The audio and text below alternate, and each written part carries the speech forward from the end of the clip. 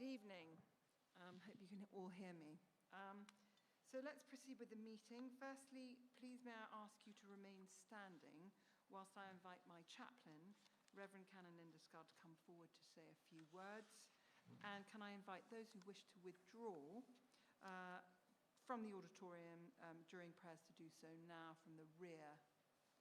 Thank you. Okay. Over to you, Reverend Linda. Well, good evening, everyone, and I think there's just about still time to wish you all a Happy New Year. I'm sure we're all hoping and praying for a speedy end to the worst of the pandemic and the serious illness that brings, but also for a speedy return to being able to go about our professional and personal lives with more ease. So let's take a moment and pray together.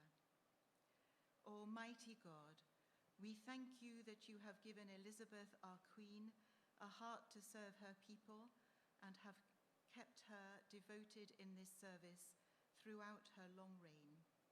As we prepare for the Queen's Platinum Jubilee, we also remember with thanks Prince Philip, her rock, whose presence in these troubled times for her family she must miss more than ever. We pray for those who exercise authority in government. Grant that they may be upright in character and wise in judgment, seeking first and foremost the good of the people they were elected to serve. We pray especially for all who serve in this borough of Basingstoke and Dean. As the council meets this evening, may all present be guided by your fatherly wisdom in the tasks in hand and the decisions to be made. We pray for our world which you loved into being and entrusted to our care. COP22 in Glasgow ended just 2 short months ago, and we pray that the Holy Spirit may instill in all political leaders and in our local leaders here the inspiration to embrace the changes needed to foster a more sustainable society and the courage to implement fairer solutions for the poorest and most vulnerable. On this day in 1841, China ceded Hong Kong to the British during the First Opium War. We pray for the people of Hong Kong living in times of great change and uncertainty, and we pray that they may find peace. Loving God, we thank you for all we share in common with your people near and far, our lives interwoven, interrelated, interdependent, intertwined. Help us, we pray, to recognize more fully what that means, to appreciate the responsibilities it brings, and to seize the opportunities it offers. These prayers we lay before you, Heavenly Father, in the name of our Lord and Savior, Jesus Christ. Amen. Thank you very much, Reverend Linda. Those are wonderful words. Okay, for those councillors that left the room, if they could come back into the auditorium, that would be brilliant, and you can all seat.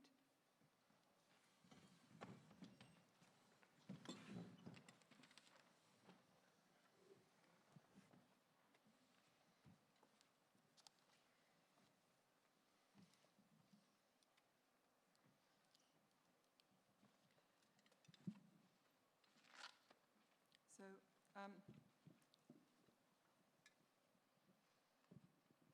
don't want this to tip over. I am Councillor Onley Cubitt, as you know, and as Mayor of Basingstoke and Dean, I will be chairing this meeting. Welcome back to the Haymarket, to all councillors, participants and viewers to this council meeting, which will be held in accordance with the Constitution. This meeting is being live streamed on YouTube and will be available to view after the meeting has finished.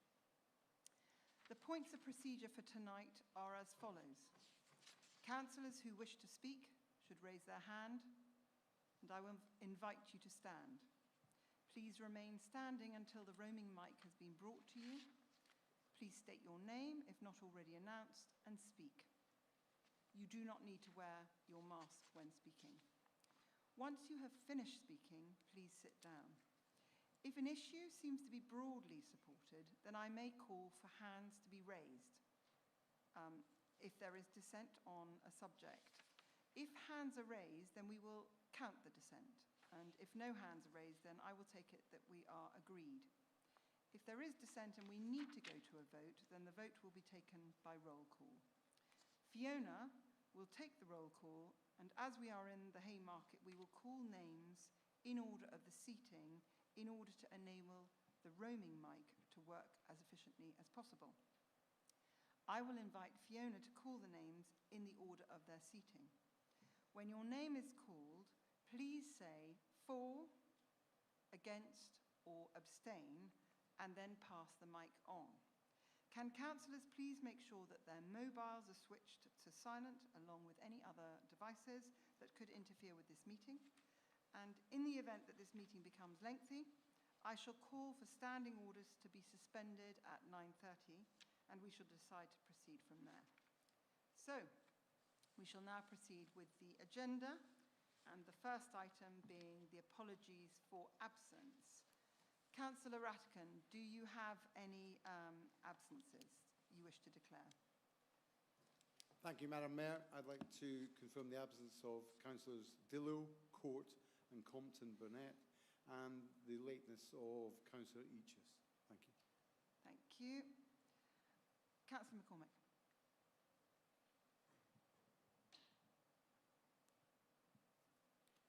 Thank you, Madam Mayor. Councillor Watts and Councillor Jones, who will be arriving later. Okay, thank you very much. Councillor Harvey, please.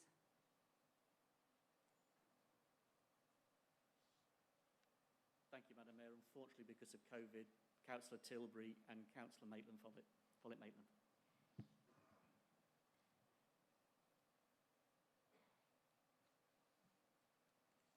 And Councillor James, please. All here. All the Liberal Democrats are here. Right. Declarations of interests. Are there any interests regarding items on the agenda that members wish to declare? Right. Councillor Konecki. Potential conflict of interest on item number 9, so I'll leave the room at that particular point. Okay, thank you very much.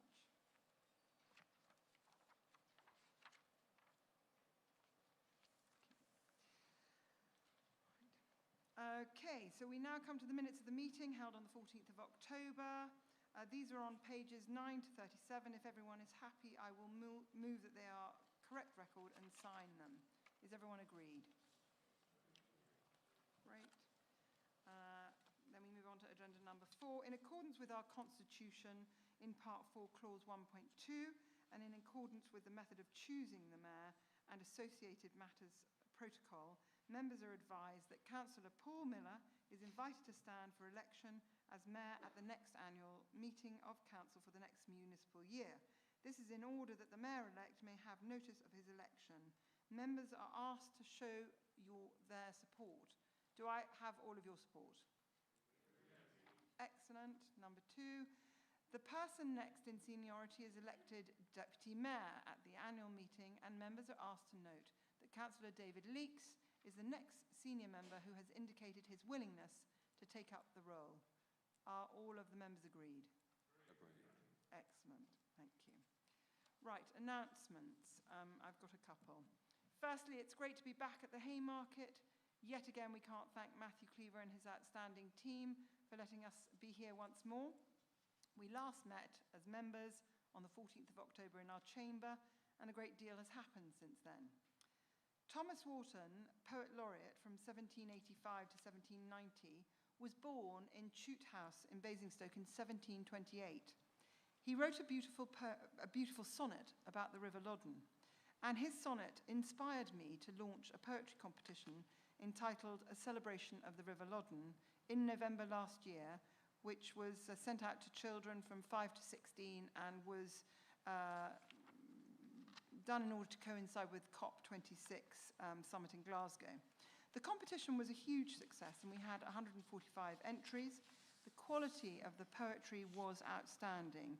students from Kingsclear C.V. Primary School, the Hurst School and Cranbourne School won the individual age categories, and Cranbourne School was simply amazing and submitted the most poems and are to be congratulated for their engagement. I wish to thank all the schools who engaged and our budding young poets. I also want to thank our outstanding team of judges and our design team and the communications team in the council and the support from the council, who were consummate professionals. We will publish an anthology of all the poems which were shortlisted in due course. BAOS, the Basingstoke Amateur Operatics Society, are celebrating their centenary this year, which is truly incredible. And on the 5th of March, at 7:30 p.m, they will perform an old favourite, The Pirates of Penzance by Gilbert and Sullivan, at the Anvil as the Mayor's Spring Concert. Tickets are £20 with discounts for over 65s and students, and it would be really wonderful to see as many of you there as possible, and please spread the word to your friends and family. Finally, on a more serious note, as you all know, the Holocaust Memorial Day has been commemorated worldwide since the year 2000 on the anniversary of the liberation of Auschwitz-Birkenau, the largest Nazi death camp in 1945. Next week, I encourage residents from across Basingstoke and Deane to remember the victims of the Holocaust and other acts of genocide.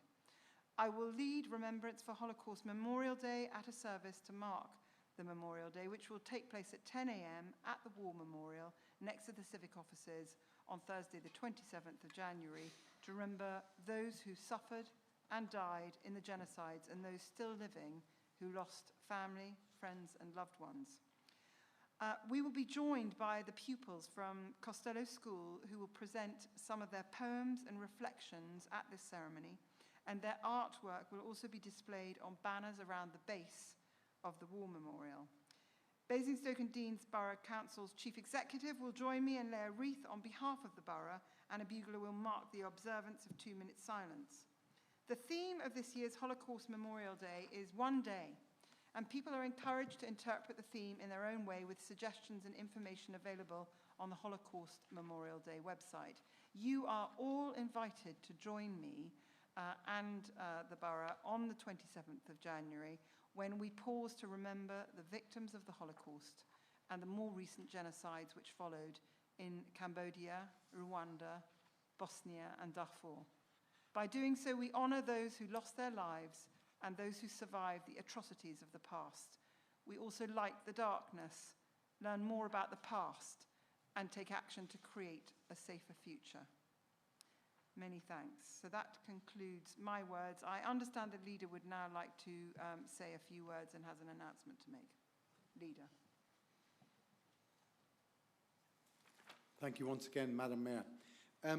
It is with great sadness that I announce to you all and to the wider public that Hannah Goling, one of my members of my Cabinet team, will be stepping down from her position in Cabinet. I'd just like to reflect very quickly but heartfeltly that she's been superb in support of the Cabinet, the administration, in doing her roles, especially last year when the budget went through remarkably well. We are privileged in this council, and I include all of us in this, to have some very talented individuals elected as councillors. And it is a reflection that we can attract the youngest and the brightest across this borough to stand and take the opportunity and responsibility to improve the lives of those residents. I'm immensely proud of what she's done and how she's done it, and I look forward to working with her in any capacity possible, because I know that she is a shining light among our councillors and somebody that I think is a beacon for others who might want to join us in council.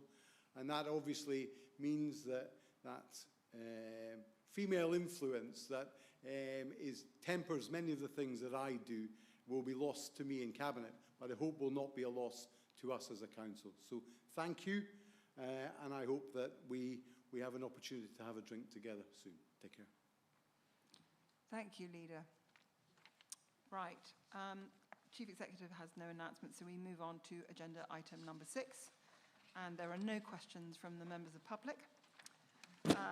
Agenda item number 7.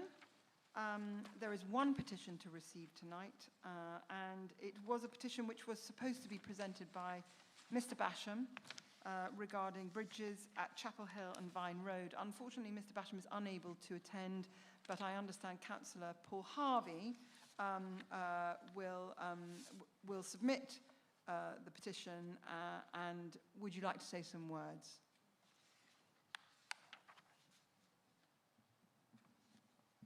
Thank you, Madam Mayor. I do have a statement from Mr. Basham, one of our local residents. I am Paul Basham. I live on Cromwell Road in Southview behind the station.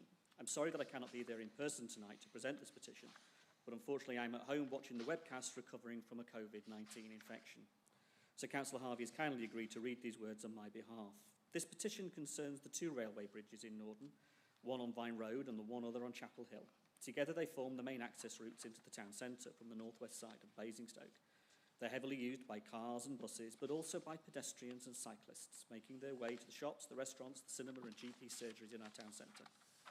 The bridges fall under the responsibility of 3 parties: Network Rail overhead, Hampshire County Council on the carriageway, and Basingstoke and Dean for the cleaning and maintenance. When people walk into the town, they run the gauntlet of the excess pigeon muck that constantly drips water from the railway, and sometimes poor dead pigeons laying in the path. It is not simply an unpleasant environment, it is a health and safety hazard. When you run this gauntlet, the priority usually is to get us through as quickly as you can, without slipping, without being dripped on, or without accidentally grabbing on the handrails to steady yourself, because they are usually loaded with the pigeon mess.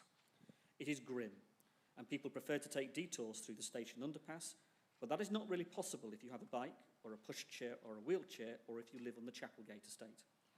So people were pleased when Hampshire County Council promised 50 grand from the Chapelgate Development Funds to improve the bridges, and at one point it seemed like Network Rail, Basingstoke and Dean and Hampshire Councils were working together and made some joint commitments to improve this key route into town.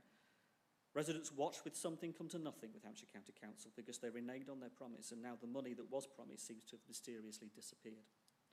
And to be absolutely clear, this isn't an anti-pigeon issue. We want a humane solution that allows them to roost somewhere else. I know that Basingstoke and Dean is only responsible for the maintenance and cleaning and needs the other parties to play ball. However, local people don't really care about that sort of detail when they see jostling for advantage between the 3 parties responsible for these bridges. They just want something done. They expect the 3 parties to work together like grown-ups to solve the problem for their residents and customers that they pay their council taxes and rail tickets for. So 438 local residents have signed this petition to ask for cleaner bridges. To quote the petition, Madam Mayor, "We, the undersigned, call on the 3 parties responsible for the hygiene and maintenance of the Vine Road and Chapel Hill railway bridges to issue a joint statement publicly committing to work together towards a resolution that does not involve litigation, but moves the solution to an ongoing problem that residents experience under the bridges by, we request, Hampshire County Council follows through on its promise to allocate the £50,000 of funding from the Chapelgate development. We request that Basingstoke and Dean Borough Council allocates funds in its annual budget to work in partnership to resolve the ongoing problems experienced under the bridge. And we request that Network Rail maintenance and effective pigeon proofing to prevent the pigeons roosting, clean the bridges and resolve the leaking roof. Thank you, councillors, for taking time to hear the petition. I and 437 other people north of the railway station look forward to hearing your views and securing your assistance in progressing the issue of our bridges. Thank you, Madam Mayor. Thank you very much, Councillor Harvey. Your petition will now go to the Environmental and Community Services. I should say thank you very much to Mr. Basham if he is watching, because I appreciate that those were his words and not Councillor Harvey's. Thank you. I've just noticed that I don't think Councillor Grant is here, and I'm not sure Councillor McCormick mentioned her in your apologies, did you?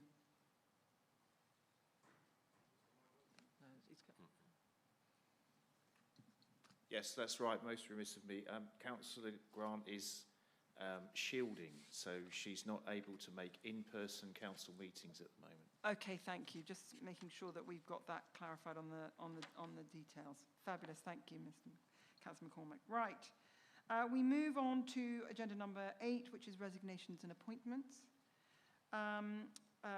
Firstly, are there any resignations from committees and necessary reappointments? None? Any? None. Okay. In relation to the outside bodies, there remains a couple that are outstanding. Is there anybody putting themselves forward for any of them? Do we have any takers? Do you want me to read them out, or you're fully aware of them? Okay. Aldworth Educational Trust, 1. Basingstoke Music Festival Committee, 1 place. Trustees of Basingstoke Charities, 2 places. Trustees of Basingstoke Common, 1. Okay, I'm assuming that we go forward then on the assumption that those places are not being filled. And then we move to... Oh, sorry, I didn't see that. Sorry, Councillor James. So constitutionally, the trustees of Basingstoke Common can only be the mayor and members of Basing Ward. And so I'm a bit confused why there's a vacancy, because obviously it's always been the Basing members that are trustees of it. Yes, unfortunately, there was, it was considered that there was a conflict in Councillor Raffel, who is one of the other trustees. I won't re-quote that, but anyway, that's why he's not an appointed trustee as the third, but because he's in the cabinet, exactly. But thank you very much, Councillor James. Right, okay. So we move on to agenda number 9, which is the retender of the external audit arrangements. This recommendation comes from the Executive Director of Corporate Services. It's on pages 41 to 56. It is in connection with the retender of the external audit arrangements. And as per this agenda item, we are recommended on page 41 that the Council approves that the Council joins the National Audit Procurement Arrangements, and the Council delegate the finalisation of the arrangements and terms to complete the procurement to the Executive Director of Corporate Services in consultation with the Head of Law and Governance. I am proposing to propose this, and I believe my Deputy Mayor is going to... I will second it. Second it. Brilliant. Does anyone wish to speak to this item? Right, we have a couple. So I've got Councillor Faulkner. Would you like to speak?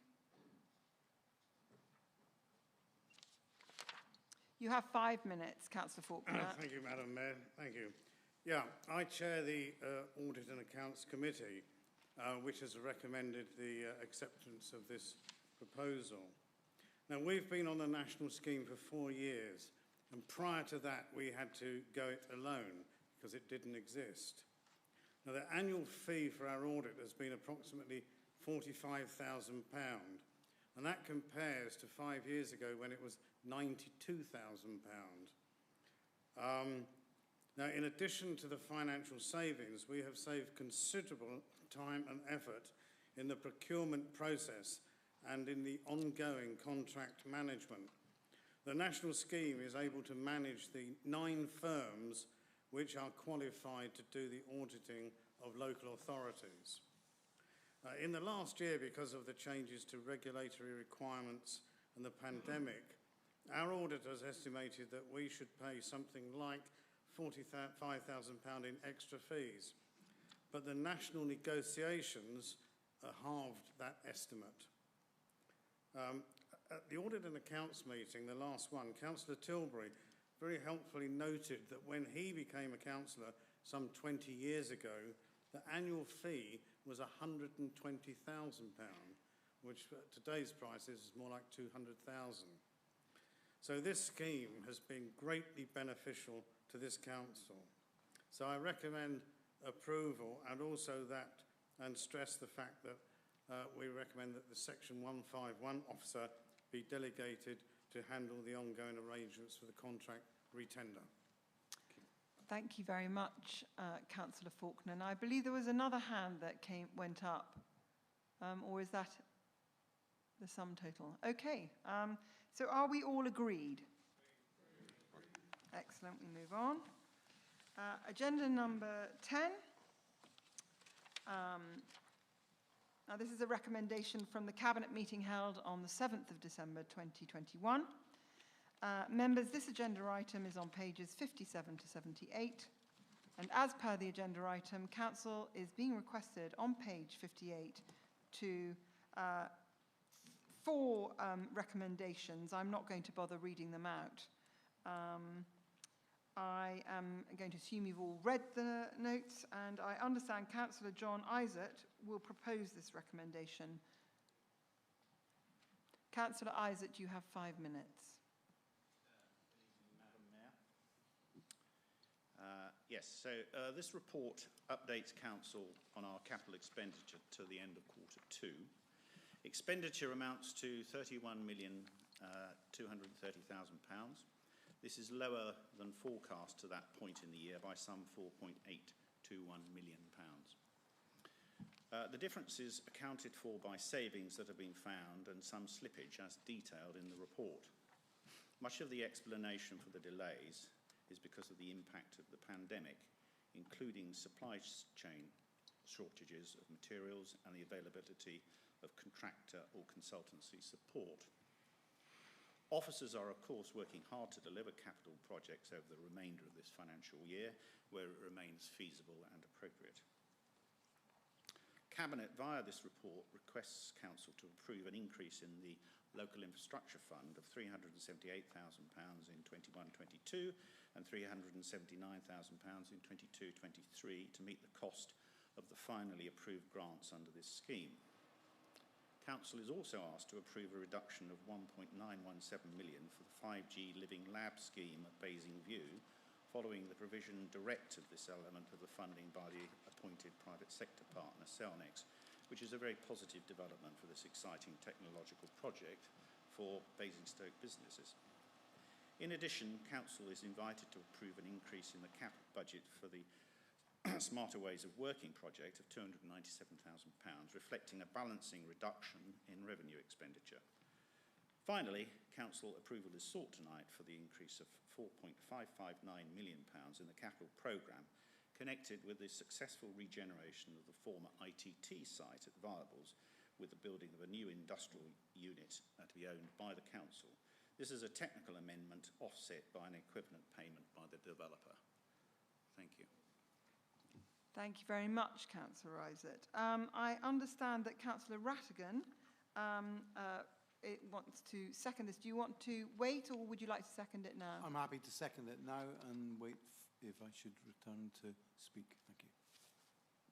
Okay, are there any speakers to this? Councillor McCormick. Thank you, Madam Mayor. I just have a question, really, if I can have one, on the 5G Living Lab scheme. So it appears, if I've heard it right, that this £1.917 million that we were going to put into the scheme is now being put in by a private sector. What was the original expectation for the council putting £2 million into a private scheme, an R&D scheme? What was our expected return on that investment? And if that money isn't going in, is that going to be reflected in future capital budgets? Thank you. Thank you, Mr. McCormick. I think Councillor Isaac will have to deal with that when he does his summing up, or do you want to answer it now? Yes, okay, go for it. I will attempt to, Cool. but it may be that I need to confirm in writing, because it's quite a sort of detailed question that you've asked. My understanding is that the money that is now being provided by the private sector partner was going to come through from public sources, I think from the LEP. There's no effect on our position as in terms of our capital expenditure on this. What the return is that's not something I can answer. I'm not sure that there is a return on it, because it's an investment in infrastructure, which is going to, if it succeeds, as I'm sure it will have a highly desirable effect in terms of making Basingstoke one of the centres of this new technology, 5G technology. So, but if there are additional points, or if I got things wrong, then I'm sure that I can look to the Executive Director. Councillor Isaac, I think the Executive Director very kindly offered to answer the question. So Good. I think, Marvellous. yeah, you've got a backup. Thank you. So actually the scheme is actually circa £4 million. The council hasn't actually put any Bit money. closer. I'm sorry. The council hasn't put any money into the scheme.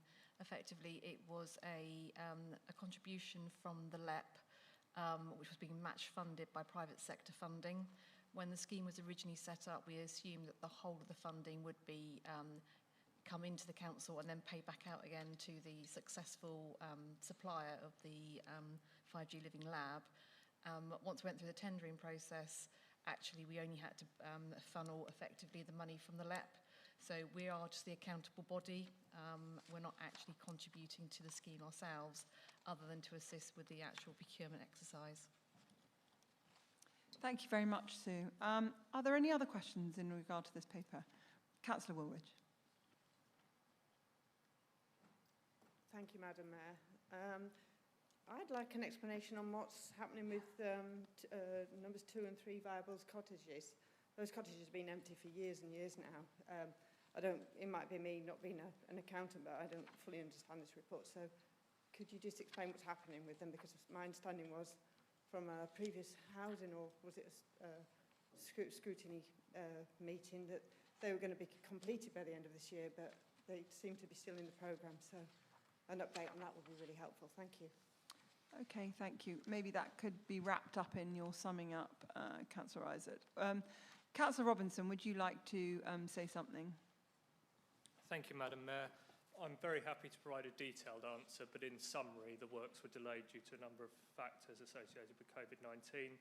The budget for Viables cottages was agreed at a previous council meeting, which allocated the repairs because the properties were quite dilapidated and needed a significant amount of investment. That's ongoing, and the minute they are completed, they'll be put back into serviceable use, but I'll provide a detailed answer for Councillor Waldridge in writing. Thank you, Councillor Robinson. And we have got Councillor Hussey. Just for information for councillors, Viables cottages, there's been a number of surveys done. One survey discovered asbestos, and that took a lot longer to make safe in the cottages that hadn't been anticipated when the budget was set last year. But I've been assured that the work will start soon, and they should be available for letting by June, July of this year. Thank you, Councillor Hussey.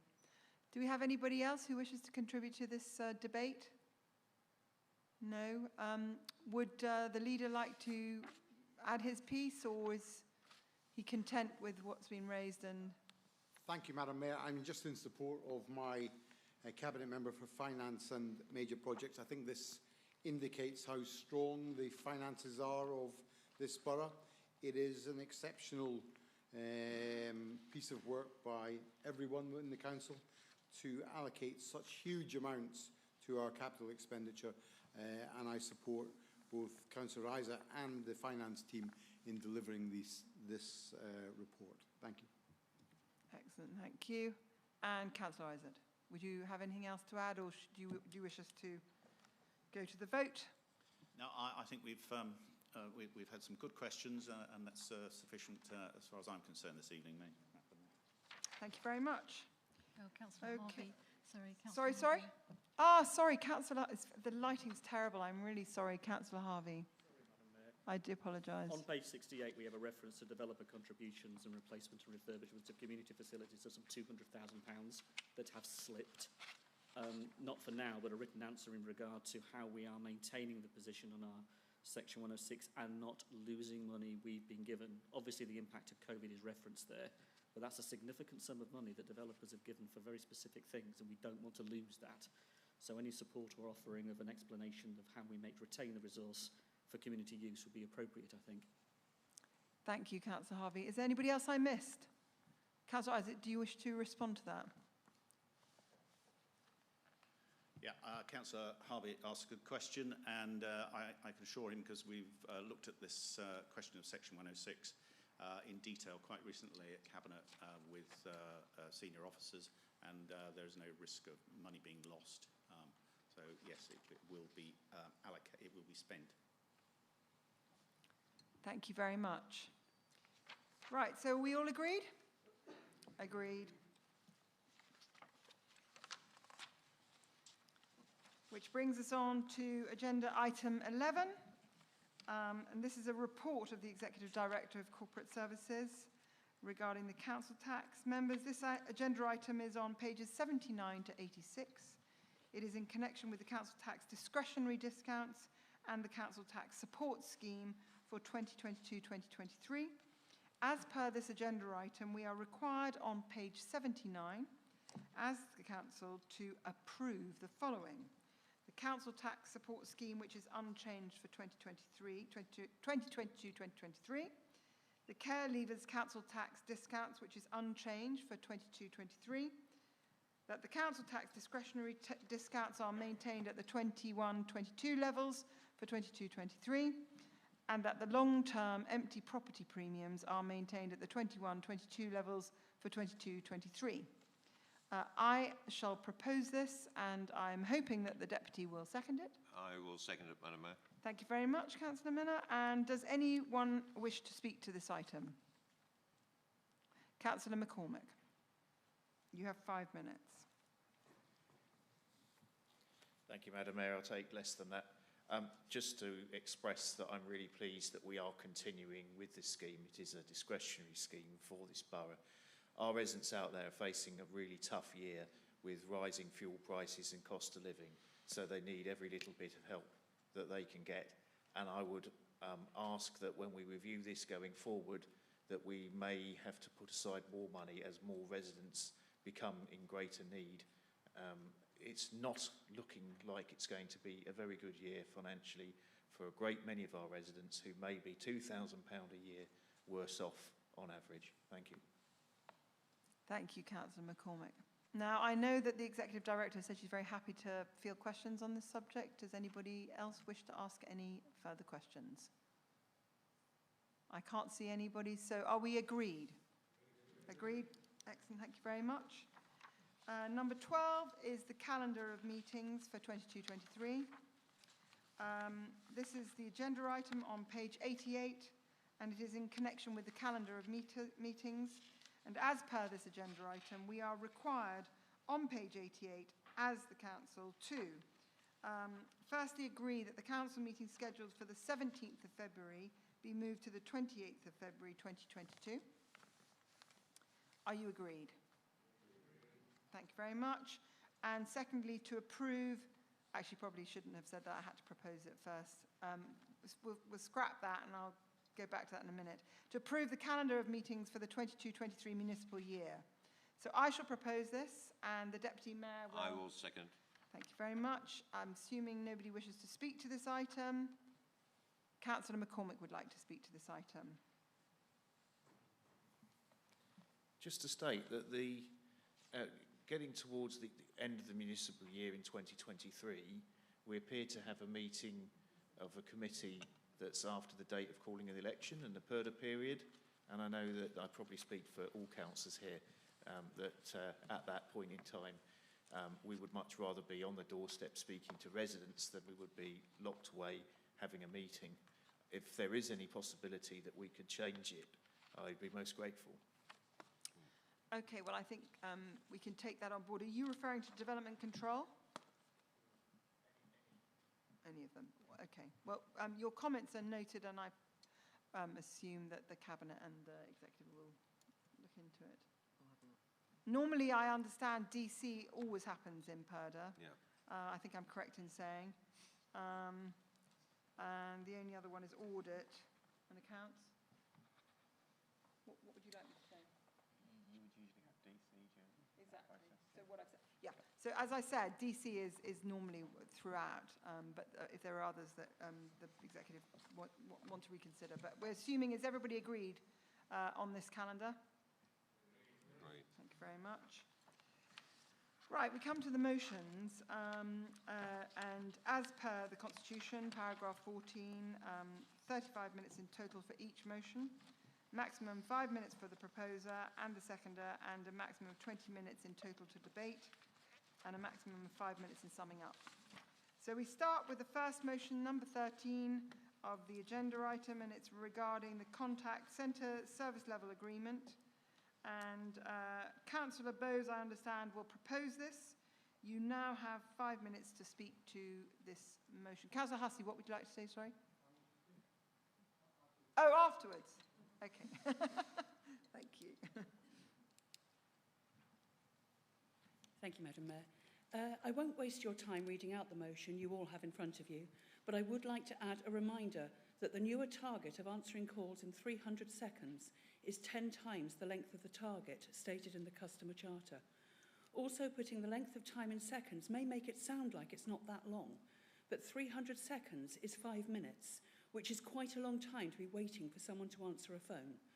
When some commercial companies aim to answer in 3 rings, we leave it more than long enough to boil an egg, make a cup of tea or coffee, or address a motion or question to council. I am hopeful that the proposed increase in staff, which would appear to acknowledge the cutback was not such a good idea, will help solve the problem of missing the target. That the low target was implemented without consultation or information, however, is a matter of concern. In addition, the fact that the Charter is still claiming the 30-second target, in which I am sure is an oversight, means people expecting their call to be answered in half a minute are hanging on the phone for up to 5. Is it any wonder that many members of the public on social media and elsewhere are so critical of the services they receive, especially when asked to pay more in council tax, as they see what they perceive to be a decline in services? By the way, I've only been speaking for less than 2 minutes, around 90 seconds. I'm sure you've all had enough already, and yet we ask our residents to wait over 3 times that long. Thank you. Thank you very much, Councillor Bowes. Right. Now, I think Councillor Mackay is seconding. Do you wish to second this and speak now, or do you wish to reserve your rights to speak later? Okay, thank you, but you're seconding it nonetheless. Thank you very much. Right, Councillor Hussey, I believe you're the first to put your hand up. Would you like to speak? Can I get my glasses on? You have 5 minutes. This time last year, in the budget, we agreed that there should be a review of the contact centre, service and targets as a result of the council encouraging online access and the changes in the way customers choose to communicate with the council. I agreed to that. That review has taken place and a new standard was implemented in May. The review was carried out by officers. The new standard was agreed by officers and officers agreed to implement it. I was not involved at any time. I was not consulted. I wasn't asked to approve it. It's a frontline service. I believe that councillors should be setting the standard for answering our residents' phone calls. It should be our decision, a political decision, not an administrative decision at all. The new standard says that basically we accept that our residents can have a service of answering 60% of their telephone calls within 300 seconds. By inference, it means that we accept that 40% would be waiting longer than 5 minutes. Well, I don't think that's acceptable. Now, many councillors may say, well, I've not seen a service like that. It's not that bad. You're exaggerating. Because when we call the council with a free phone number, we get good service. It's a priority service for councillors. We are queue jumpers. We get an advantage over our residents. Now, our residents don't think that this reduced standard is acceptable either. There's evidence in the management statistics produced by the telephone system. Our standard is to have an abandoned call rate of no more than 4%. That's our residents getting fed up of waiting and hanging up, 4%. Rarely do we achieve that. It's often 10%. In September last year, the daily average was 25%. On some days it was less, obviously, because it's an average. But on 2 days, it was 40%. That is totally unacceptable.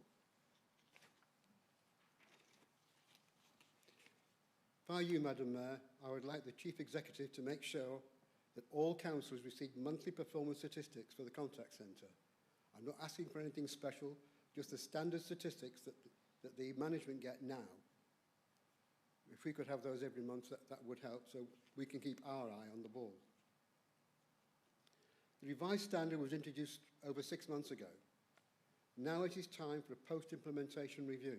That's standard good business practice. And that's what this motion is all about. We should be setting the standard. We should be providing our residents with the service that is acceptable to us and acceptable to them. Once we've agreed the standard, then we can determine what level of resources our officers need to achieve it. The draft budget has got additional funding for the contact centre. But that isn't the right approach. That's putting the cart before the horse. We should set the standard, then make certain that the budget is sufficient to deliver that standard. I don't know what the extra in the budget is going to achieve. Will it help us to bring the 25% abandoned call rate down to 4? Will it enable us to bring the 60% at 300 seconds down to 200 seconds? Councils should be involved. We should set the standard and give the officers the tools to do the job. They obviously haven't got the tools to do the job at the present time. So if you think it's acceptable for 40% of our residents who phone the council to wait over 5 minutes, then don't support this motion. Vote against it. But if you think it's unacceptable, please support the motion. Thank you. Thank you very much, Councillor Hussey. Councillor Bean, I believe you put your hand up too, and we also have the leader as well. Councillor Bean, please. Portfolio holder responsible. Thank you, Madam Mayor. Given the nature of the services that we provide to local residents and the role we play in the borough, it's absolutely vital the residents are able to contact us when they need to. The motion before us notes that in April 2021, new service level agreements were implemented. The change saw a reduction in the percentage of calls answered within a given time period from 30 seconds to 300 seconds. Changes to these service level agreements are driven by a number of factors, included but not limited to contact centre industry norms and our ambitions around enabling our residents to self-serve, which in a number of cases can be the most efficient route for dealing with certain inquiry types. I do not agree with the comments made earlier that corporates are answering within 3 rings. I can't think of many, if any, that do, but what they do well is channel customers into the most efficient contact method for their query type, which can quite often be an alternative channel to telephone. To touch on abandonment rates, these are not always driven by length of time waiting. It can be that a resident has sought their answer through an alternative channel, for example. We recognise that even with the change in SLA, we did not meet these revised targets. It's important to recognise this was due to a number of factors, including turnover of staff, absence and sickness, and the continued challenges with the COVID pandemic. Contact from residents has often been particularly complex, which has a direct impact on call handling time and therefore the council's ability to answer calls. Challenges we have faced around some frontline services have had a direct impact on the service level. In recognition of the impact on the service level, we have now recruited and trained new contact centre staff and have reinstated the original service level and are currently delivering service in line with this standard, as well as providing reception service for customers and corporate visitors. I hope this provides reassurance around our continued commitment to ensuring residents are able to contact us through a variety of different contact channels, and I look forward to working with the committee to bring a paper forward. Thank you. Thank you very much, Councillor Bean. Councillor Rattigan, I believe you put your hand up. I did, Madam Mayor, and in support of my portfolio holder and a point to Councillor Hussey, it might be quite dangerous if councillors set standards, especially SLAs, in the replies to emails. Well, I've let you speak. Maybe you could do the same courtesy to me, Councillor Hussey, and I don't expect somebody of such long standing in this council to interrupt. I would just say that the portfolio holder is doing a great job. The new staff are well trained and are taking to their roles really well. And the addition of a reception where our residents don't have to phone up but can walk in has been a huge success, and one that we are rightly proud of in providing the budget for, but also the trained personnel to deal with sometimes the most complex housing and other issues that come before us. So I am happy to say We will sort any problem that's out there, but it is a problem that is currently being sorted. Thank you very much, Leader. Councillor McCormick.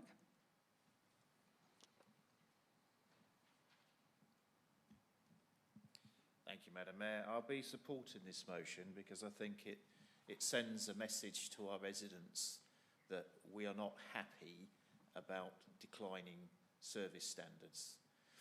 There has been a trend when looking at certain things in the council to look at what others are doing, other local authorities, and where the standards are lower, match our standards lower accordingly.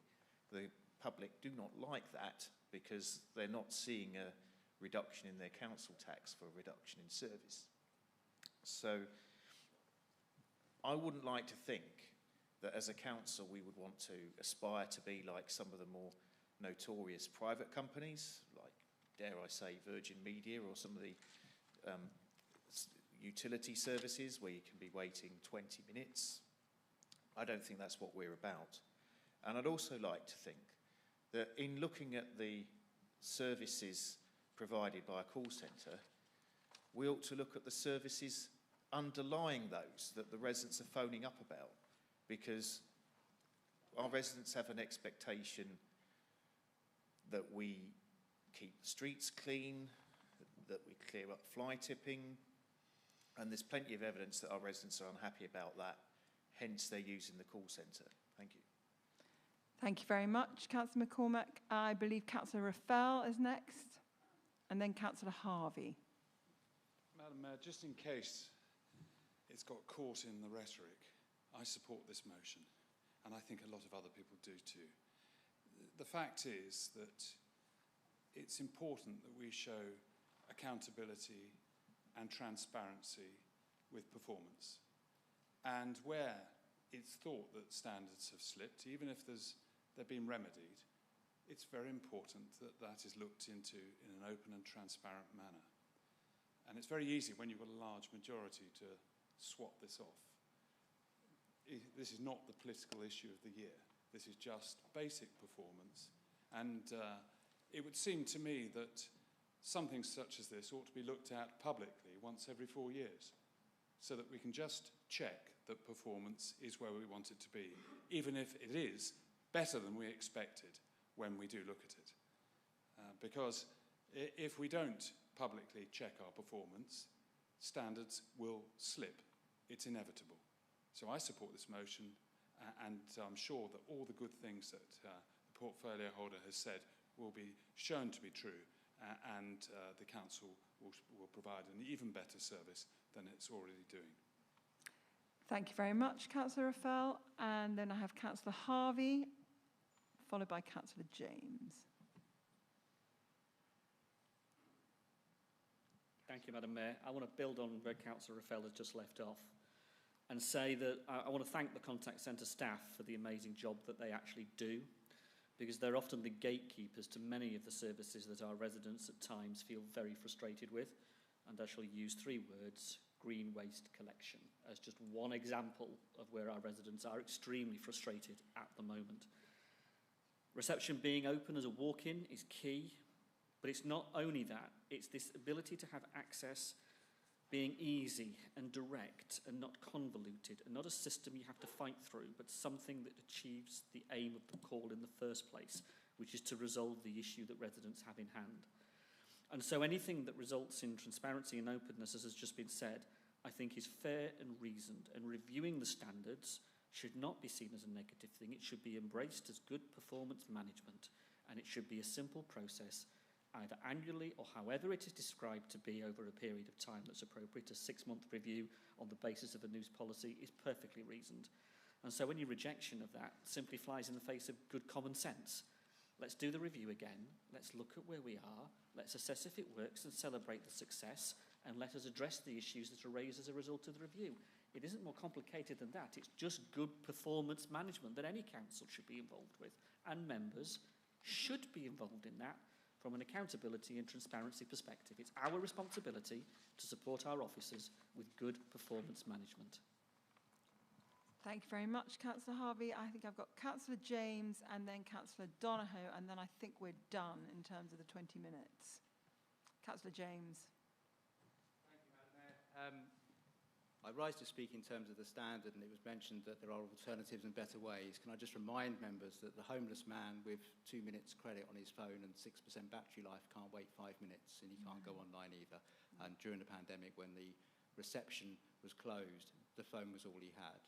But what I don't want lost is the fact that we got here. It's not just about the standard. We totally accept during COVID, staff absences were higher, their problems were greater, and of course there wasn't the backup of the face-to-face reception. So we understand those factors. The thing is, the rules changed. That was the problem. The targets changed. And we shouldn't lose sight of that. That happened. It didn't happen after a debate. It didn't happen after we were presented with a report with all the options and the costs and the benefits of those options. It just happened. And things shouldn't just happen. Someone, a political person, has to be accountable for decisions made in this council. We cannot attack officers. We will never attack officers. So someone political has to make decisions. And on this occasion, it went through the system, or it didn't go through the system. That's the problem. The decision was made to change the criteria.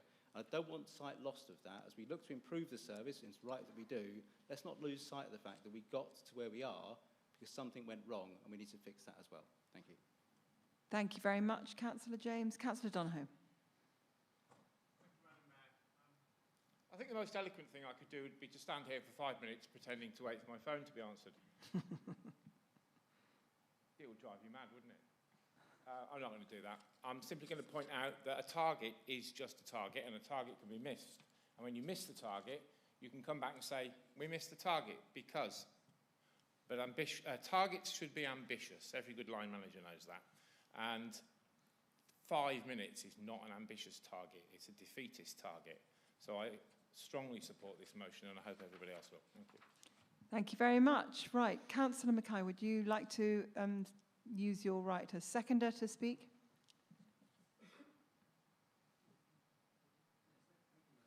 If you hold on for the mic, that'd be lovely. Yes, thank you, Madam Mayor. I'm pleased to second the motion. I'd like to start just by acknowledging Councillor Raffel's comments. Could you speak a little louder, or could the mic be closer? Because I'm having mic needs to much come a better. little bit Yeah, closer, because yes, I gather on the YouTube the volumes are not great either.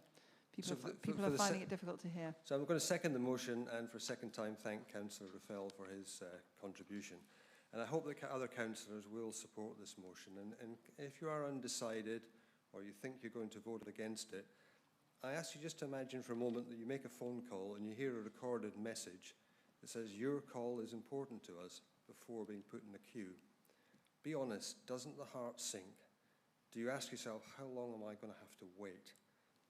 Now, there's a difference between your call is important to us, exclamation mark, or your call is important to us, question mark. Now, no one expects every call to be answered immediately, no more than when you join a physical queue. But if you were one of our residents and had cause to call the council last September, you'd be entitled to question just how important your call was. A quarter of residents gave up waiting for an answer and abandoned their call.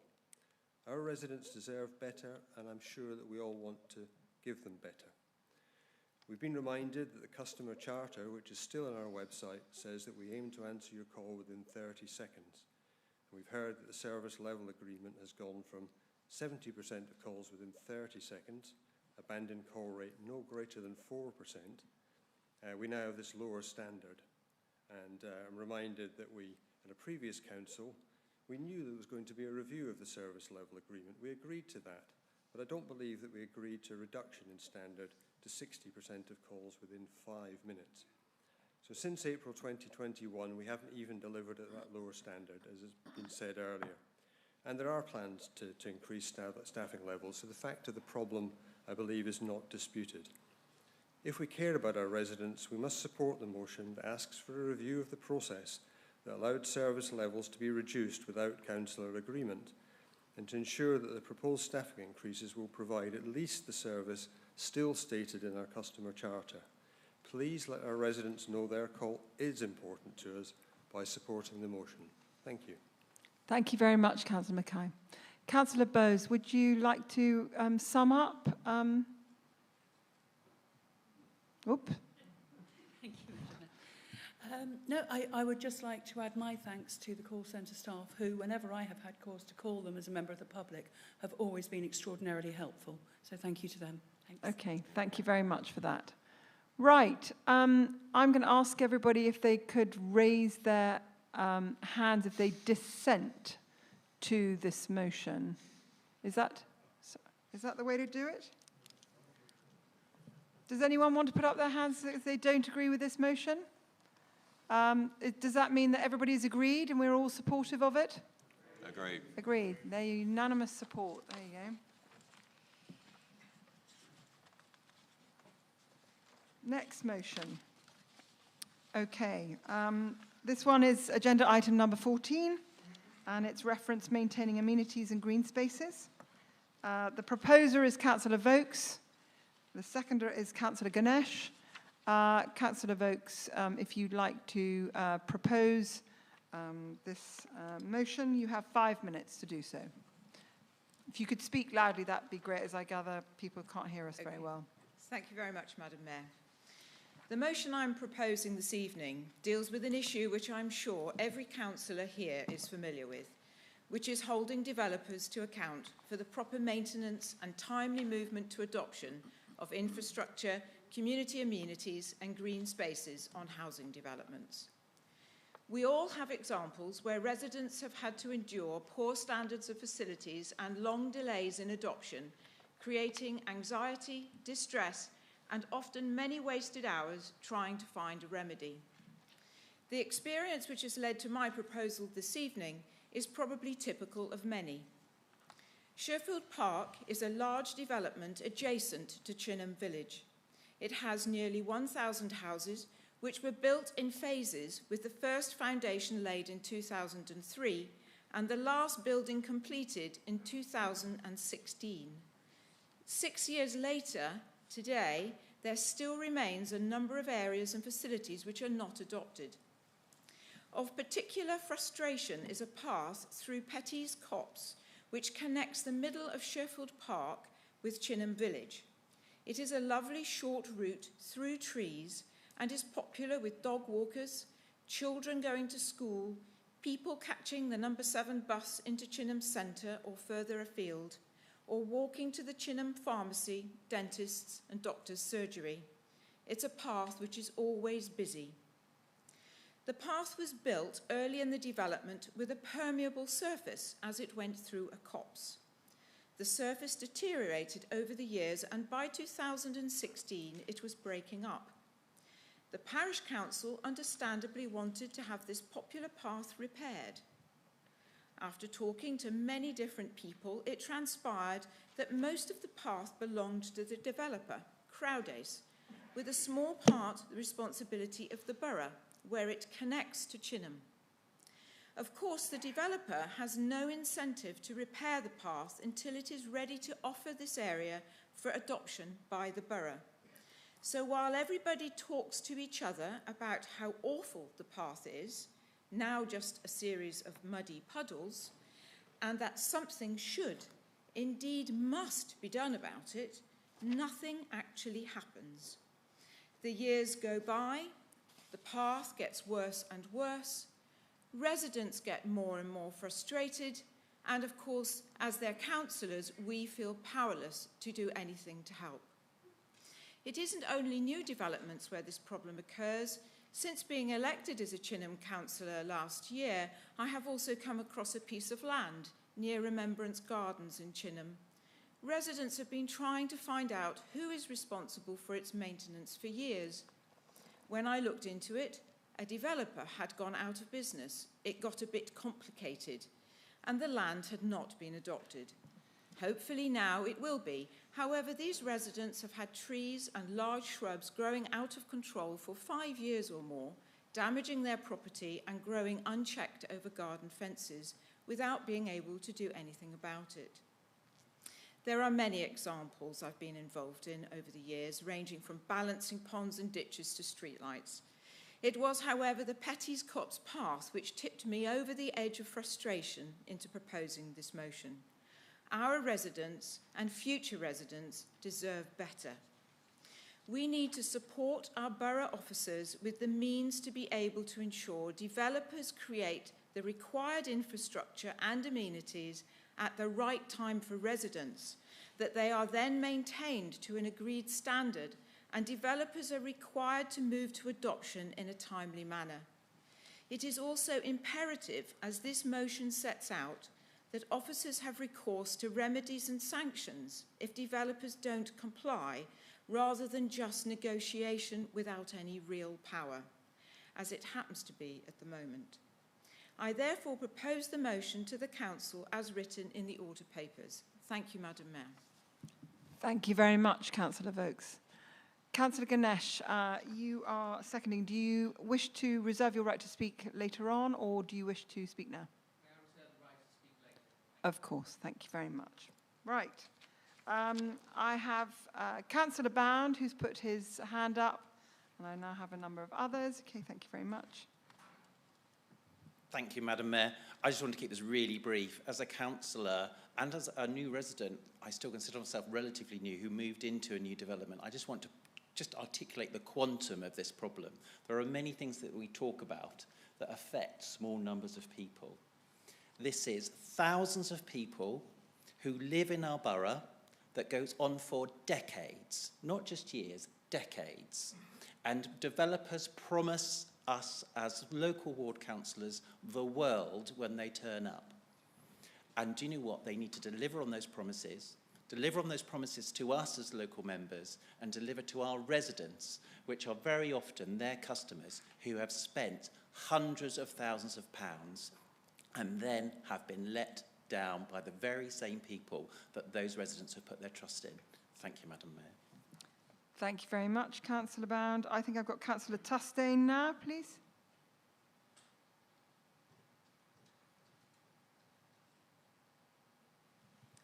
Thank you, Madam Mayor.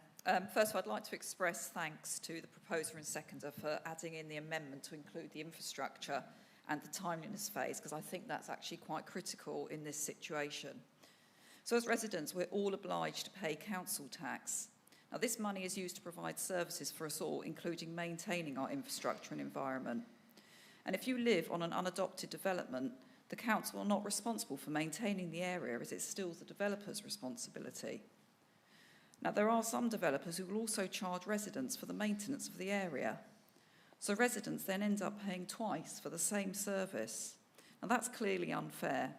And with rising inflation and pressures on people's finances, it is a cost that many could really do without, particularly in the current climate we're living in. And then to add insult to injury, not all developers are maintaining their areas to an acceptable standard. So some residents are not only paying twice, but they're getting a poor service in return. Adoption is a complex legal process, and it's also time-consuming, as has already been mentioned. It also relies on developed areas being built to agreed standards. Now, when standards aren't met, the process can then drag on for years, so residents can be stuck paying double whammy. And this motion is really a step in the right direction, and we need to ensure that developments are built to agreed planning standards, and when not, this is remedied promptly to move the adoption process on, using appropriate legal tools if needed. Dragging it out for years is totally unacceptable. But while the process is underway, we also need to ensure developers maintain the site environment and infrastructure for the benefit of the residents in the borough. So I therefore support this motion. Thank you very much, Councillor Tustain. I have Councillor Fell, and then Councillor Golding or Councillor Hunt. I don't know which we should be calling you now. And then I think I've got Councillor Harvey. Thank you, Madam Mayor. I support this motion too, and it probably falls mainly in my portfolio because it engages open spaces and it engages the work of the Development Control Team. And I should say, from my capacity as a ward councillor, we had the notorious Broadhurst Grove and Saxon Way in Old Basing and Litchpit, which was a classic example of a green open space in the centre of a housing development which got flogged, and the residents had to get it back because it wasn't transferred properly and the legal agreement wasn't enforced by the council a long, long time ago. The problem has been identified as generally being a problem with legal agreements, and the council has worked hard to try and improve things over recent years. So for now we have a situation where there are triggers in the agreement that clearly set out in open space plans with timetables for specific action to meet a specific planning obligation. For example, there is now a standard catch-all clause in the agreements which requires open spaces to be completed prior to the occupation of the final dwelling, with more definitive timescales for remedial work and further support for the certification and adoption process for open spaces and on-site features. So, but the real fear is other stuff slipping through still, and therefore it is vital that this is looked into, especially as has been said. We've still got a number of residents who are feeling the effects of the past oversights, that's probably the best way of putting it.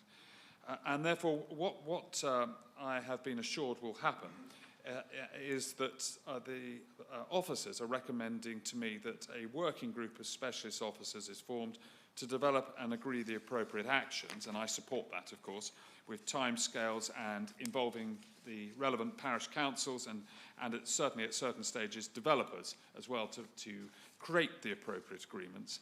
And at the same time, I'd like to see, because this is complex and because members have their own experiences, that we set up probably a task and finish group so that it can be explored in depth with the assistance of the officers who are working through this and come to some recommendations and conclusions and satisfy us all that, that we have covered the necessary ground and implemented improvements for the future. So I support the motion. Thank you very much, Councillor Fell. Right, I've got Councillor Golding. Thank you, Madam Mayor, and it is Councillor Golding for politics. Yes, I can't not support this motion. I've not been representing Oakley and the Candovers for that long, but we have recurrent issues in our new developments within the ward of this nature. My residents posted on Facebook just before Christmas that they'd received their Christmas present from the developer when they'd put up new benches, which on the surface is great. And then they shared a video of these benches just rocking because they'd been so poorly installed, nobody's able to sit on them, nobody can make use of them. Now, this is an issue. We've also got our local, the play park in the development has the wrong name, which means that if you call an ambulance from that play park, it's not going to go to the right place, because if you call it by the name, it doesn't actually relate to the development, which is a massive issue. Now, officers agree with me that this is a massive issue. I've been trying to get it changed, along with Dunbar Parish Council, for over a year now. Officers agree it's an issue. The developers acknowledge it's an issue and keep saying they'll do it next month. We have no ability to enforce it until it comes to adoption, and it's just not good enough. We've got residents who are being put at risk. We've got residents who aren't getting the quality infrastructure that they deserve and that they've paid for in their new build homes. And therefore, anything that we can do, we should be doing to make it stronger and give our officers more legs so that they can enforce it and make sure that quality is provided for the new residents in our borough. So thank you, councillors. I will be supporting your motion. Thank you very much. Can I have Councillor Frost, please?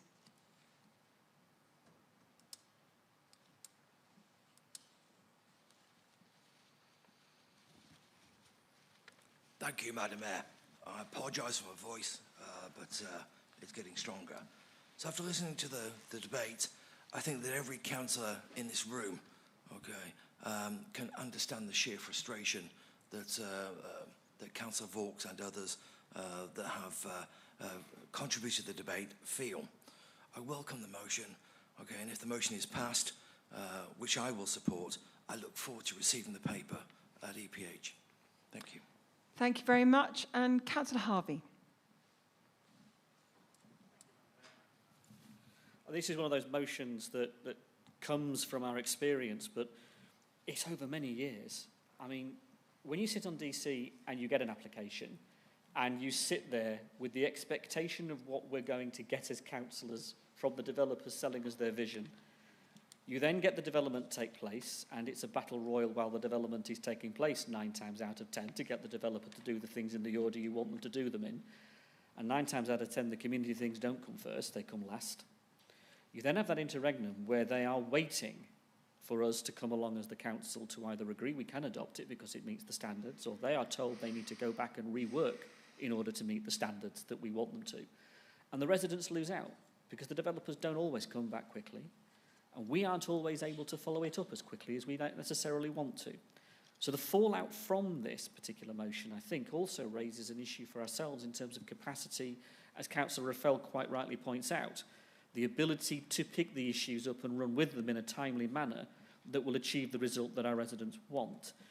And when you're sat listening to residents and when you see it yourself, be it dead trees, be it dead grass, be it benches that are wobbling like no one's business, or an open space that is still a piece of mud because it's the last thing they want to deliver is the open space, it does become a real problem because the vision that was sold at DC is never what you finally get always, and that is a real problem. I think in terms of the issue associated with management companies, that does go hand in hand with this, because you have that patchwork quilt that we now enjoy, do we not, across many of the developments, where some of it is ours, some of it is theirs, and some of it we can't make our mind up which it is.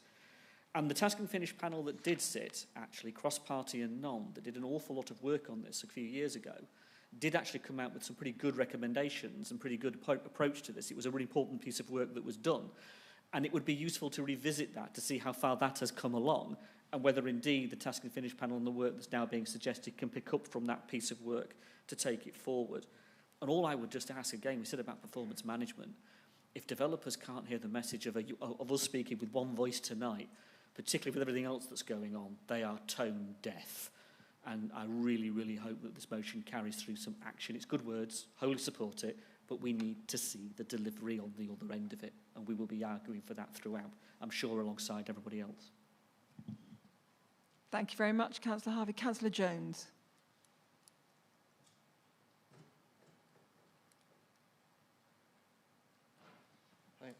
Thank you.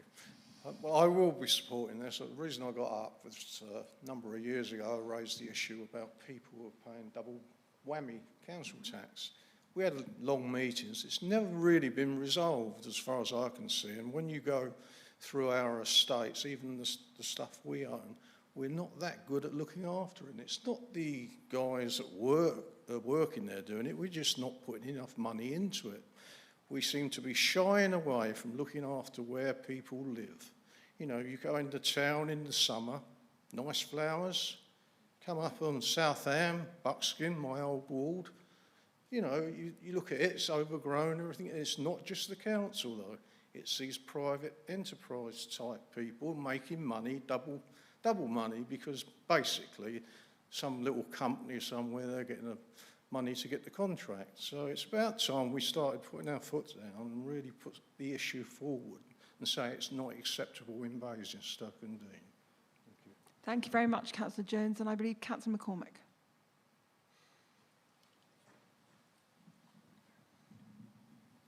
Thank you, Madam Mayor. Private companies or developers charging people service charges, it's a form of medieval fief duties. And I think we should be doing our utmost to make sure that we get these things adopted as soon as possible. I can think of cases in my own ward, Brighton Hill, where the developers or their successors have been so-called managing parts of the estate for getting on for 50 years. And it's immensely frustrating that we don't have powers as a council, neither do the Highways Authority, to compel them to make repairs when sometimes they are in extreme need of doing so. So I wholeheartedly support this motion. And I do think we seriously need to consider getting on to MPs and having this backed up by primary legislation. I do not agree with the principle of double taxation where residents are paying for things like roads, parks, waste collection, and then they're having to pay again for it to be done in private. Thank you. Thank you very much, Councillor McCormick. Now, are there any other people who wish to speak, or can I go to Councillor Ganesh? Councillor Ganesh, would you like to speak to the motion?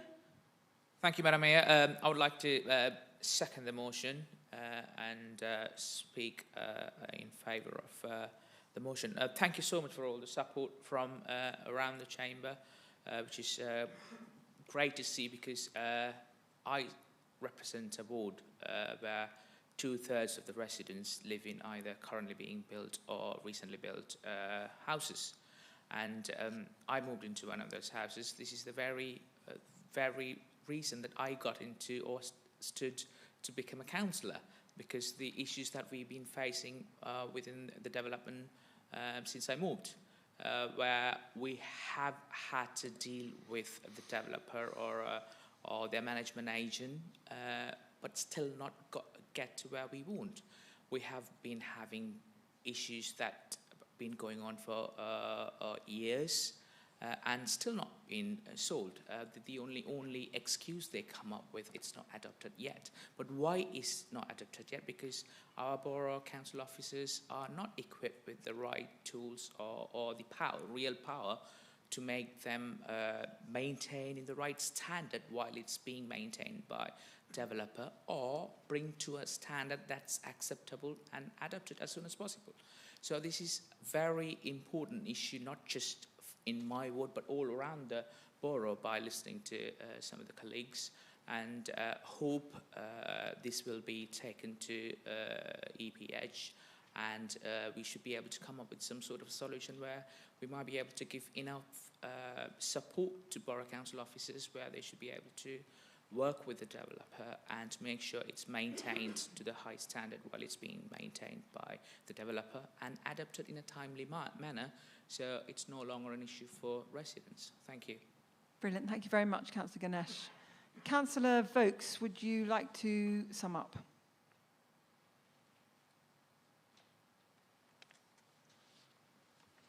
Thank you very much. Thank you, Madam Mayor. Thank you, speakers, this evening in support of the motion. I'm very heartened by the range of speakers this evening, and I'd particularly like to thank Councillor Rafael, the portfolio holder, for his support, and Councillor Frost, as chair of EPH, for his support. I do believe that our collective commitment here this evening to ensure, if agreed, that this motion will result in effective action to resolve this long-standing issue, and that I'm really pleased about, because so often I come to council and I hear motions being agreed, but actually they seem to fizzle out into nothing.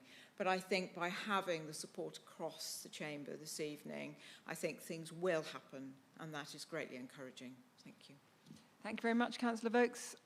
Right, from the mood music, I'm going to assume, but one should never assume or presume, that there is agreement. Is everyone agreed? Agreed. Excellent, thank you very much. So that concludes the motions. We come to agenda item number 15, and these are questions from members of the council on notice. So I have a feeling that neither of the questioners are in attendance. The first questioner is Councillor Follett-Maitland, and I believe that Councillor Harvey is going to stand in for her. Is that correct? Just for the record, Madam Mayor, can I ask the question on behalf of Councillor Follett-Maitland, as per the order paper, and ask that any written answers, of course, as prepared on notice, be shared with all councillors after the meeting. Okay, Councillor Bound, would you like to answer this question? You have 2 minutes to answer. Thank you very much, Madam Mayor. I think it's very important that I do answer it very publicly, and I thank Councillor Follett-Maitland for her question.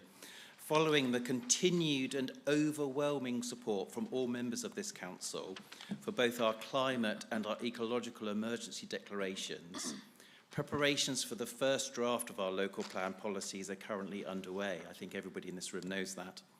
I'm pleased to report that this work takes into account our commitments in both declarations, which are strong, clear, robust and stretching. And I would like to thank my colleague Councillor Raphael, the Cabinet Member for the Natural Environment and Climate Improvement, for his energies and passion for driving this particular agenda forward. Due to this and the work of our officers, the engagement from the Low Carbon Energy Forum and the Basingstoke Transition Network, we have an emerging set of robust and well scrutinised policies. Thank you, Madam Mayor. Thank you. I mean, I don't know. Councillor Harvey, do you? No. Okay, that's it. That's the end of that question. Councillor Jeans, I understand, has kindly agreed to stand in for Councillor Dillo, who is absent, on his question. Thank you, Madam Mayor. On behalf of Councillor Dillo, he says, I was very pleased to see the launch of the Omicron Hospitality and Leisure Grant last week. Equally important is the new additional restrictions grant, the ARG, that this council is providing. Over 1.2 million has been made available for local businesses involved in the accommodation, travel, leisure, personal care, gyms and sport, taxis and events sectors, which have been directly impacted by the Omicron environment. It is especially important to note that businesses with and without commercial premises that supply into these sectors can apply for this crucial grant. Will the Cabinet Member for Finance and Major Projects please confirm how this additional restrictions grant will be publicised to ensure that all businesses in the borough that are eligible have the opportunity to apply for this vital strategic funding? Thank you. Thank you very much, Councillor Jeans. I believe it's Councillor Isaac who is the relevant portfolio holder. Would you like to answer this question? You have 2 minutes. Thank you, Madam Mayor. And yes, I would indeed like to answer the question. I'm glad that tonight I can give further publicity to these important grants that are going to help businesses that have been badly affected in the borough by Omicron. Our objective, as before in getting grants, in dealing with grants, is to get them into people's bank accounts as soon as possible. So to answer the question, we have, in terms of the publicity that we've been achieving, we've issued press releases to the local print and broadcast press, local business news outlets and contacts and community publications across the borough. And I'd like to thank the Basingstoke Gazette, the Basingstoke Observer and the Newbury Weekly News for covering these important announcements in their newspapers this week. We've also advertised through the council's corporate and business social media accounts. The corporate channels have 10,870 followers on Facebook and 9,878 on Twitter. The Biz channel has 365 followers on Facebook and 2,097 followers on Twitter. There's an additional 30,000 followers across the business channels, including LinkedIn. We're also promoting directly with community area pages on Facebook to widen reach. We've advertised through the council's corporate and business digital emailers for residents and businesses signed up for regular updates. That's 4,443 signed up for the corporate database, and the business newsletter reached 1,041 people. We've promoted these grants on the large screen in the malls. We've made direct contact with business we know who are likely to be eligible, and we share the information with partners including the Federation of Small Businesses, Hampshire Chamber of Commerce, and the Hampshire County Council and Enterprise M3 LEP. And we've also promoted it in councillors' briefing with an ask that all councillors share this information with their residents. I think councillors will be interested to know where we are in terms of applications to date.